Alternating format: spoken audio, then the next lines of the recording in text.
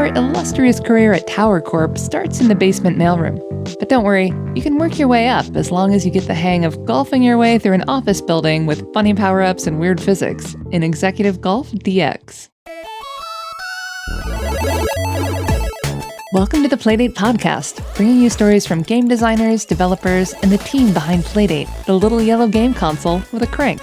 I'm Krista Mergen. Today I'm talking with Dave Hoffman, who created Executive Golf DX for Playdate. Slight spoiler alert, we talk about the overall gist of the game, some of the gameplay mechanics and power-ups, and hint at something big that happens. Okay, you've been warned. Let's meet Dave. My name's Dave. I go by Dave Makes Online, and I'm a game developer and a graphic designer and some other things. I made a game called Mixolumia, and I made a game for the Playdate called Executive Golf DX, and I'm working on another one with the code name Robot Fishing Village, subject to change. Golf and corporate culture are two things I don't know a lot about, which is, sometimes to explore a topic, you have to make a game about it, and that's sort of what I wanted to tackle with Executive Golf DX. Executive Golf DX is a game where you golf your way up a office building, and that is how you earn promotions and eventually become the chief executive golfer. And I don't know, there's kind of spoilers. Something happens midway through. No major spoilers on this podcast, just very minor ones. But okay, let's back up to how Dave first heard about Playdate and how they came to make a game for it in the first place. The first time I heard about Playdate, it was at Bit Summit in Kyoto in 2017. Cable was there showing Firewatch. Bit Summit is an indie games festival held annually in Kyoto, Japan, and Firewatch is an adventure game where you play a fire lookout in Shoshone National Forest. It was developed by Campo Santo and published by Panic, which is why Cable was there. And I've been kind of like a big internet nerd for a while. So like Cable is just sort of a person who exists in that space who I thought was neat. But, I didn't want to like bug him as a total stranger. So I tweeted, I just spotted, at Cable at Bit Summit, but I'm too afraid to approach him. And he tweeted back to me like, don't do that. Come on. So I went up to him and introduced myself. It was him and a couple of the Japanese Panic people. And I told him I was working on this game at the time about trains in space. That was very silly. And I think I started rambling to him about it. And I guess he thought it sounded cool because he was like, you want to see something neat? And I told him that I would sign an NDA in blood for anything he'd show me. And he didn't make me do that, but he pulled out a Playdate out of his breast pocket. And I just flipped out because it's like exactly the kind of thing that, I'm into. I love little rectangles. I'm big on on any electronic device that is just a rectangle. And, the fact that it's yellow. And, once I saw the crank, I was very excited about it. But yeah, he just pulled this thing out. And this was in 2017. So it was a while ago and it immediately crashed. But I was like, I saw the screen for that brief moment, and I think the menu was working and, he flipped through these different things and I was just immediately enamored with it. And yeah, so he was like, would you want to make a game for this? And I was like, absolutely, I would drop everything to do that. And so I was still super nervous because, Cable's extremely friendly, but I have this sort of fear that I'm bugging people who I don't know, which I think is fair, when you're just approaching a stranger and you don't know if they're just being nice or not. But yeah, I followed up with Cable and he continued to be nice to me.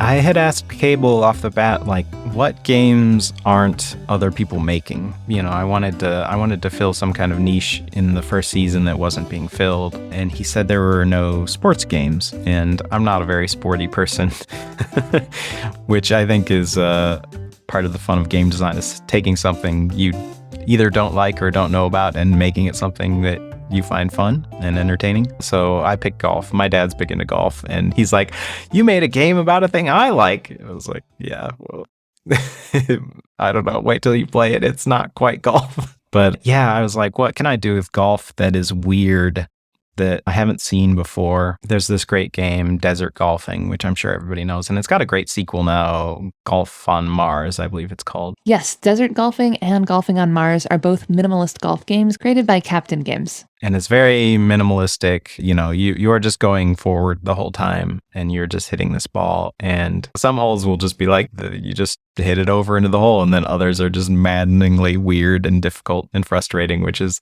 I think it's great. But there's very little to it. There's no judgment. There's no par. There's no points, really. There's no experience or unlockables or battle pass or various currencies or whatever. It's very minimal, and that's in line with the kind of game design that I enjoy. But also I like when things get a little silly, so I do have kind of questionably usable power-ups in Executive Golf DX, which is a little bit of a joke. Some of them are legitimately useful and some of them are just kind of silly, and I don't really tell you what they're good for, and I think part of the fun is figuring that out, but that might just be my bizarre idea of what fun is. And I was thinking about urban golf, and I Googled urban golf, and it's a real thing in Portland. I was like, of course it is.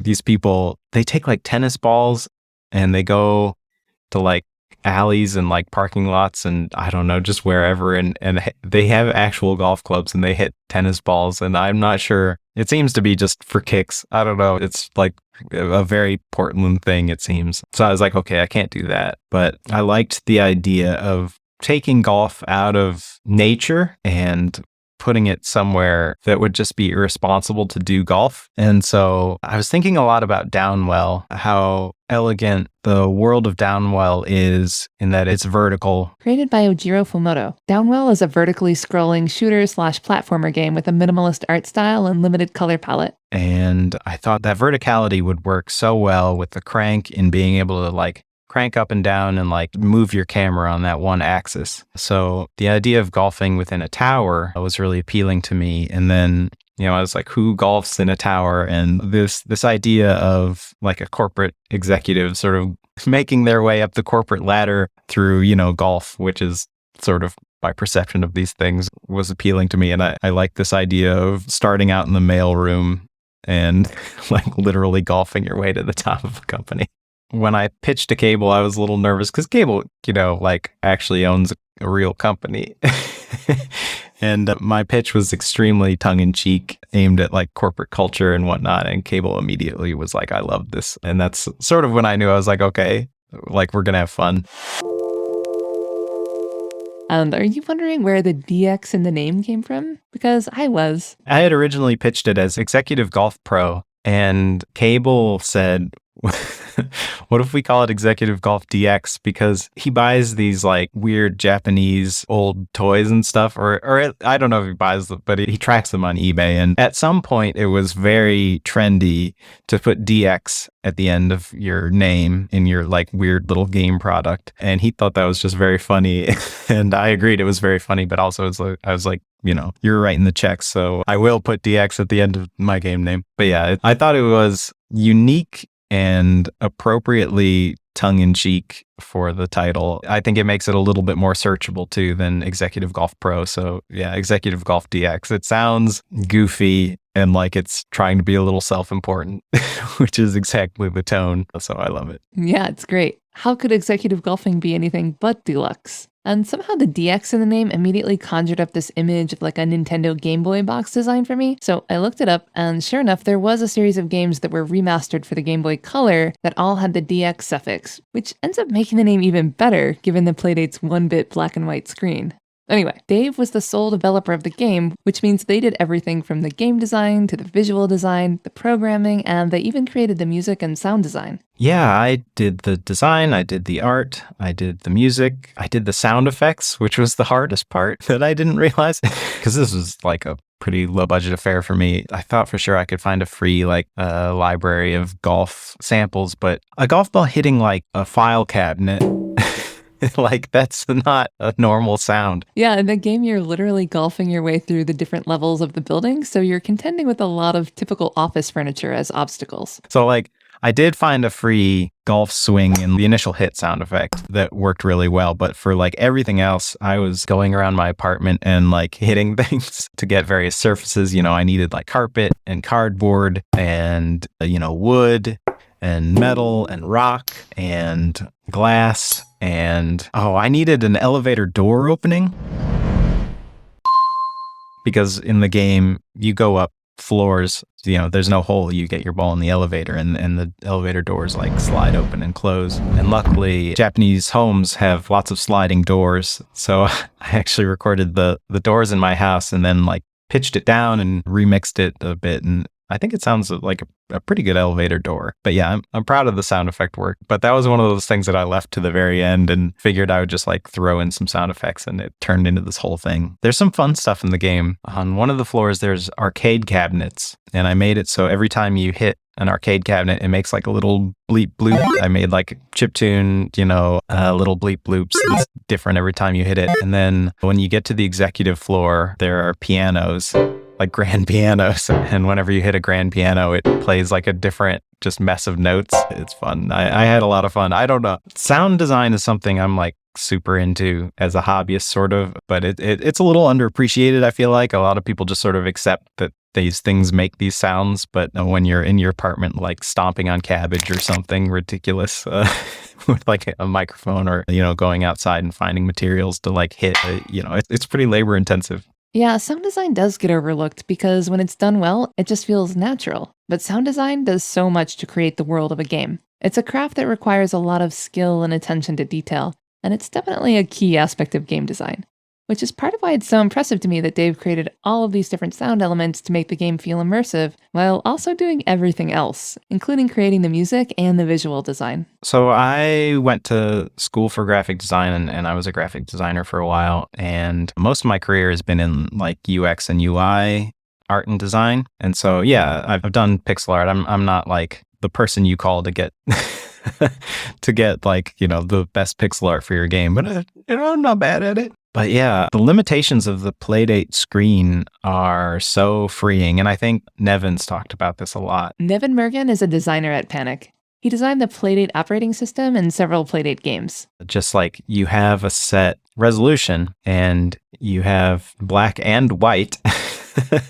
And, there's all sorts of stuff that you can do with, halftones and whatnot. In this game, I was looking at like woodcuts. A lot of the shading is these horizontal lines that are sort of inspired by old woodcut art and things like that. And I think that sort of, instead of a digital feel, it gives it sort of a classy, like something that would, be like embossed on a plaque or something in an executive office, which like kind of ties into the theme a little bit. But if I were to do it again, I'm not sure if I would do so many different floors and environments, because there's a lot of objects in this game. And maybe I would focus a little bit more on game mechanics if I were to do it over. But I am happy with the vibe of each separate floor. There's unique art in each one. And yeah, as for the design of the actual layout of the floors, I took kind of the Spelunky model and mixed it up to work with like an office building. Spelunky is a platformer game where the elements in each level are randomized, so you get a slightly different experience every time you play. So like in Spelunky, there's like a grid, I think it's like 3x3, I forget, of these sort of rooms, and then they get sort of stitched together depending on what works. And there's little bits of it that are randomly turned on and off to give it that extra flavor. And that sort of combo of pre-prepared assets stuck together gives you something fresh each time. So I was inspired by that. So each section of the building has its own templates of floors that are like pre-authored, and there are certain objects and pieces of furniture that have like a random chance of appearing or not.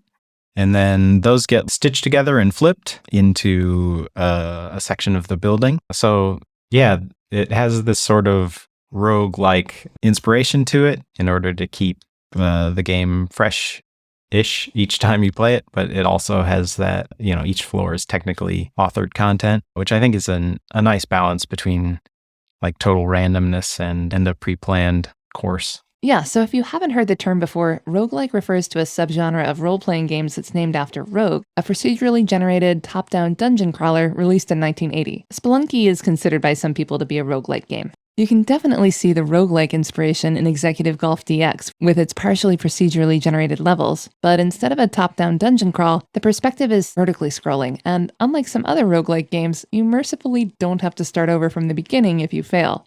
You start near the garbage cans and cleaning supplies, and just keep golfing your way up, no matter how many strokes it takes. And there's an element of pool or billiards here where you have to think about getting the right angle to bounce off other objects, while also timing your A button press to use the right amount of force. It took me an embarrassingly long time to get out of the mailroom. It's fine that the gameplay is a little obnoxious. I think that's part of the point. I guess I can give like little tips.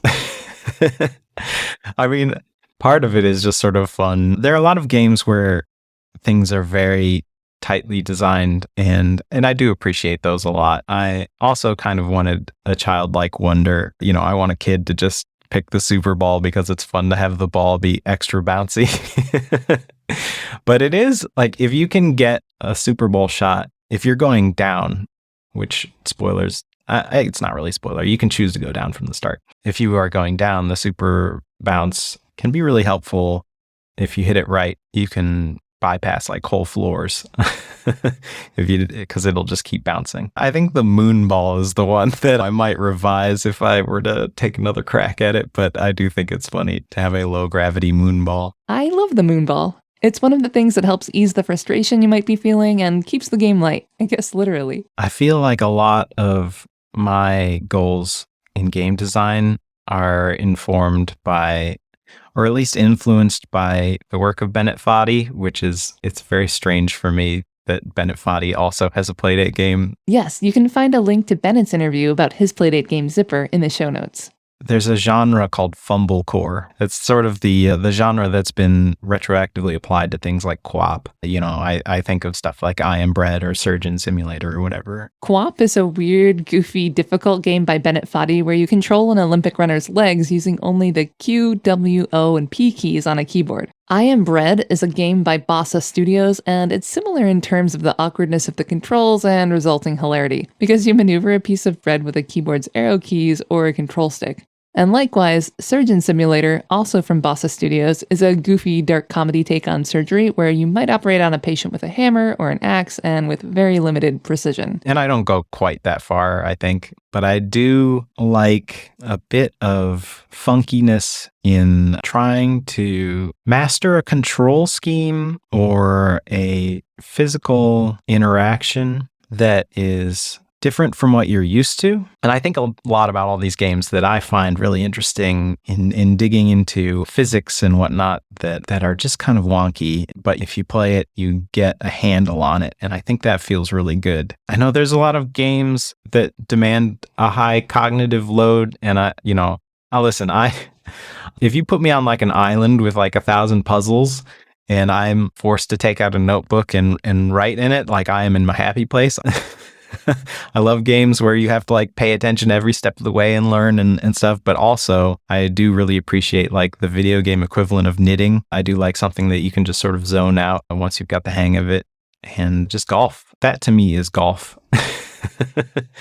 You know, you play a course and you sort of know it, but like it's really about your physical ability to like perform the action of hitting the ball correctly the way you want it. And that's like more of a low level brain situation. I don't know how to describe it. It's not like puzzle solving, right? You have to train your subconscious to do it for you. And then when you get that going, you get into this sort of zone. And that's the experience that I really like, you know, or at least I like to design for. Yeah. So how did it go when it came to executing that game design using the Playdate software development kit? In 2018, I got the SDK, and it was in an early state, but it was really solid. Like, I was really surprised. The documentation even then was better than most documentation for engines that I use now. And it was just like off to the races. I pitched Executive Golf to him, and it went really quick because Playdate is just a joy to develop for. But it was like a while before I had an actual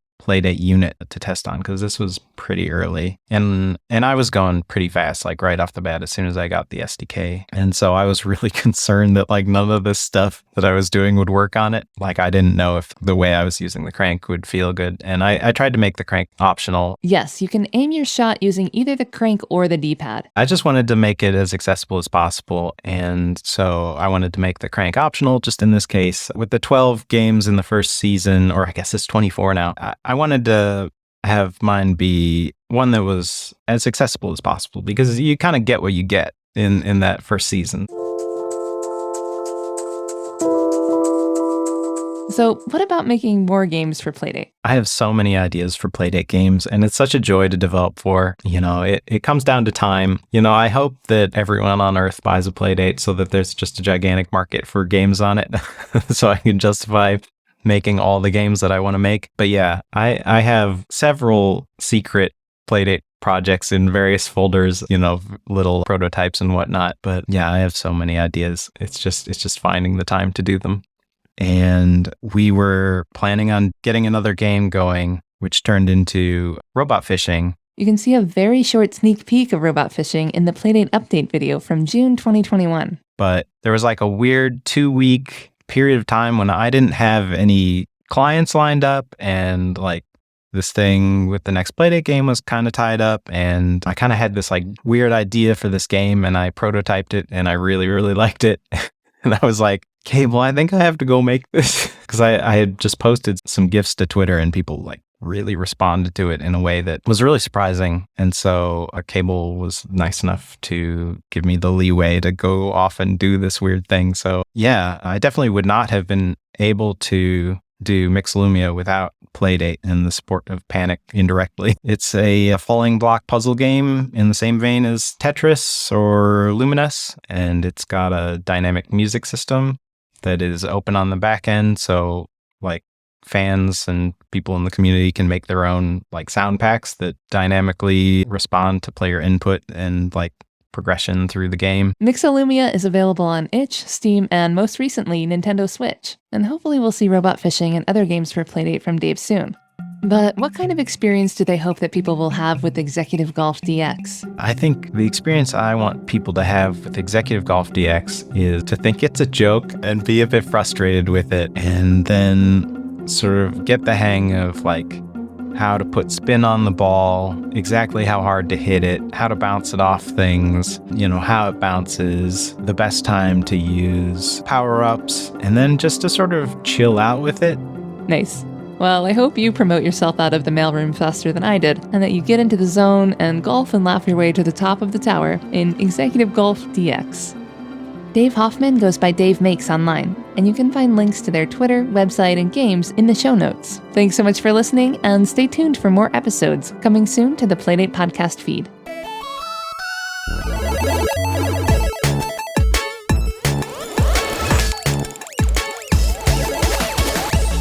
The Playdate podcast was written, produced, and edited by me, Krista Mergen. Cable Sasser and Simon Panrucker composed the theme song. Additional music and sound effects were composed by Dave Hoffman and come from Executive Golf DX. Huge thanks to Tim Coulter and Asher Cabrera for wrangling the podcast feed and working on the website.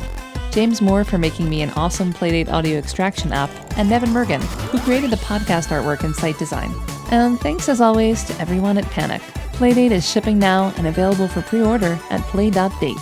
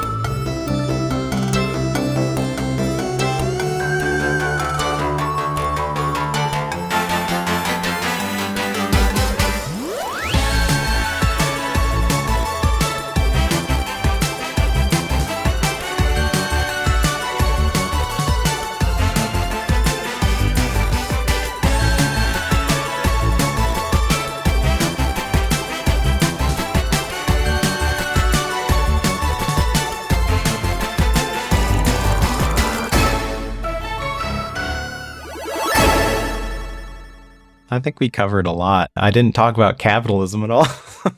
I live in fear that I did not make the game as apparently satirical as it's supposed to be. But hopefully it gets across that it's very, very silly.